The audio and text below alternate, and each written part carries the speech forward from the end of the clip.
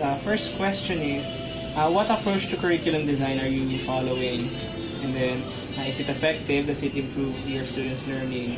I'm sorry, specific comments that your students are saying about the approach that you're using. The current trend for curriculum design today is using a student-centered curriculum guide. That means that the teacher is just a facilitator of activities, and then we let the students discover the answers or the learnings that they have to learn for the specific lesson or for the specific chapter.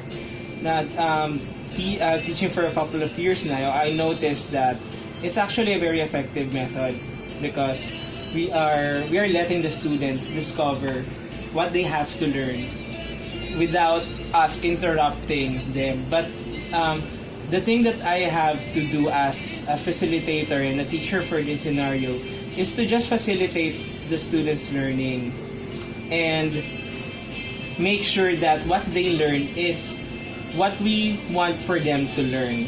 So if there are some things that they don't understand about the lesson or the chapter, of course, as a teacher, what I have to do is to intervene with the learning and give them a little bit of input when it comes to them discovering the lesson or what they have to learn, so that they will be on the right track when it comes to the lessons. That's the first. Now, if the students know that, Second na please. No, doon pa rin sa una pa rin. In-stop mo.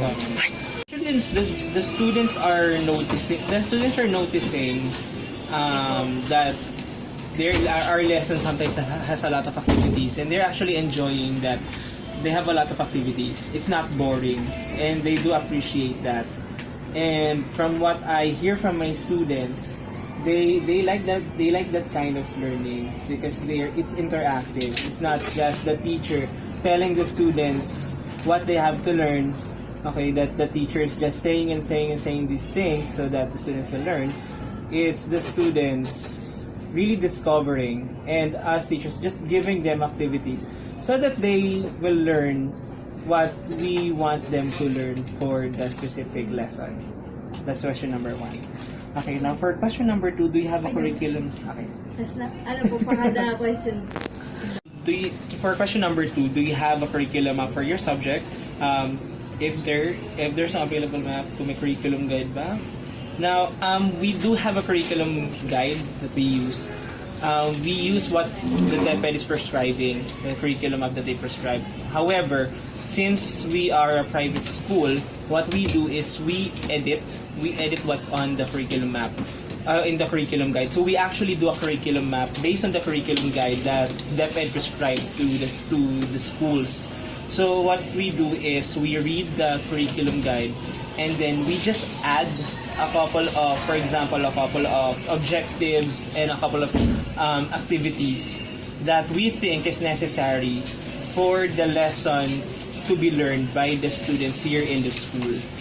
So when it comes to that, during our inset, before the school starts, we do the curriculum guide based from the curriculum. We do the curriculum map based from the curriculum guide that Ed gave in schools. For the third question, how do you implement the lesson plan in your classroom? What do you see as the areas of strength, and are these areas of improvement? Okay. As much as possible, I want to stick with my with my lesson plan.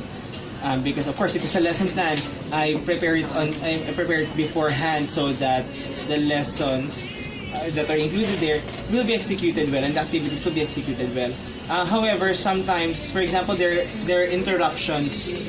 There are interruptions in the during the week, so that hinders me to follow the lesson plan clearly. So what I do sometimes is to adjust. For example, this activity in this lesson, I have to meet this today, but there's an interruption happened to this particular section. So what I do is I just adjust it. So I just make this activity. I just do this activity on the next day. Now, what do you see as the areas of strength?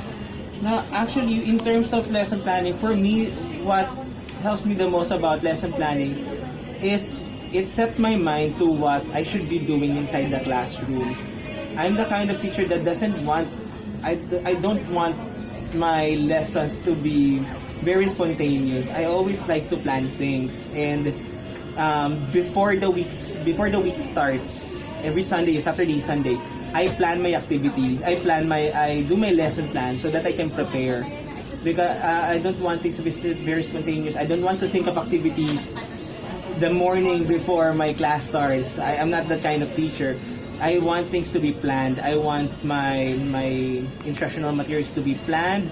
I want my props to be planned. I read my lessons beforehand, and I think that helps me. That helps me a lot as a teacher.